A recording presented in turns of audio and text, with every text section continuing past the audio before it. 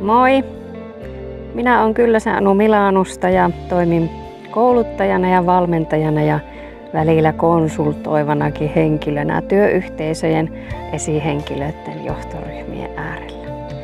Nämä mikrosparrausvideot on teille esihenkilöille ja henkilöstöjohtamisen äärellä oleville ihmisille tehnyt pieniksi sparrausvideoiksi sinne ihmisten kanssa tehtävän työhön. No, itse olen tehnyt pitkän uran tuolla kasvatus- ja opetusalalla ja sitten tietyssä vaiheessa työuraa kiinnostunut työhyvinvoinnista. Kun elämä vähän pikkusen haastoi, niin sitten aina yleensäkin noissa haasteellisissa tilanteissa jotakin kasvun paikkaa, niin minä olen aina niihin suhtautunut. Ja löysin työhyvinvoinnin ja 2015 vuodesta lähtien ollut sitten tämä aihe äärellä. Itse olen ollut ikuinen opiskelija ja olen monenlaisia asioita opiskellut johtamisen parista ja sitten ratkaisukeskeisyyteenkin rakastunut ja tällä hetkellä avoimen dialogin syövereissä ja että se on se kaikkein ydinasia, mitä elämässä voi olla. Että ollaan vuorovaikutuksessa toisten kanssa ja miten siinä ollaan. Ja näillä mikrosparraushetkillä minä näistä asioista teille sitten aina pieniä vinkkejä jaan yhdellä videolla aina yhden vinkin kerrallaan.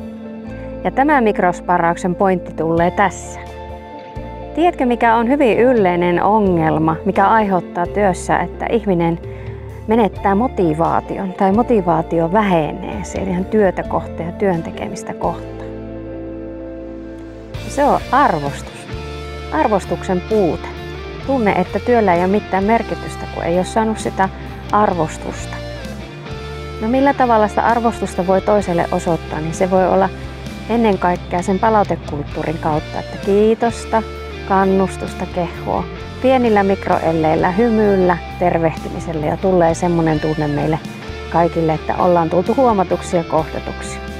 Se tuntuu tosi mukavalta ja ajatelkaapa miten ilmainen teko semmonenkin on, että ei tarvitse muuta kuin toisen ihan semmoinen aito kohtaaminen ja huomioiminen.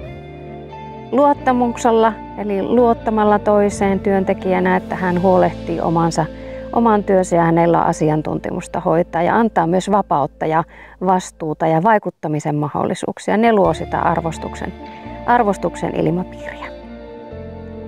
Tämmöisillä pienillä keinoilla sitä hyvää ilmapiiriä saa siellä työyhteisössä vahvistettua ja lisättyä ja se taas tekee sen, että ihmiset lähtee tekemään yhteistyötä ja haluavat uudistua ja haluavat oppia yhdessä sillä työtä tekemällä. Se on tämän päivän juttu, että me kaikki työssä ollaan työssä oppimassa oman työn äärellä siinä samalla.